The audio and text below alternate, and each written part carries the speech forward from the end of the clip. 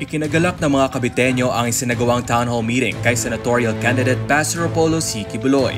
Nagbigay ito ng pagkakataon sa mga residente ng Cavite na mas makilala ang kanyang pagkatao at mga plataporma sa kanyang pagtakbo sa Senado. Sa patuloy na pagdaraos ng mga town hall meeting sa iba't ibang barangay sa buong Pilipinas, mas maraming mamamayan ang nabibigyan ng pagkakataong kilalanin ng mas malalim si Pastor Quiboloy. Dalawang matagumpay na pagtitipon nga ang isinagawa sa Cavite, isa sa barangay Severino de las Alas Covered Court at isa pa sa barangay Anahaw 2, Bagong Silang. Umabot ka ng halos 1,000 residente ang dumalo at nagbigay ng kanilang suporta sa butihing pastor. Ayon kay Clarimar Ambus, isang VAWC officer ng barangay Anahaw, mahalaga ang ganitong mga pagtitipon upang linawin ang mga maling impormasyon tungkol sa isang kandidato.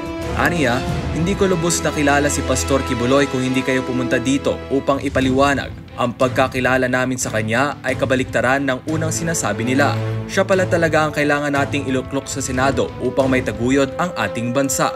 Ganito rin ang pananaw ni Maria Giagamay, konsehal ng barangay Anahaw. Aniya, napaka-importante po talaga na nagpapakilala kasi sa balita po iba. Pero mula nang makilala na namin siya, mas maganda po na isa siya sa mga makaupo sa Senado. Lalong-lalo na sa mga hindi pinakikinggan pagdating sa hustisya. Samantala, binigyan din ni Honorable Julito Abellanosa, punong barangay ng Severino de las Alas, ang kahalagahan ng patas na pangangampanya.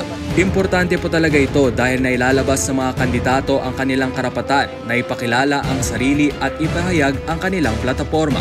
Hindi tayo dapat magpadikta sa kung sino ang dapat nating iboto. Dapat tayong makinig at mag-isip para sa kapakanan ng buong Pilipinas at ng ating mga kababayan. Ani Abellanosa. Gayon din ipinahayag ni Vice Mayor Percival Kabuhat ng General Mariano Alvarez o GMA Cavite ang kanyang pasasalamat sa isinagawang campaign rally ni Pastor Quiboloy. Mahalaga na malaman ng taong bayan kung ano ang mga plano at programa makakabuti sa ating bansa.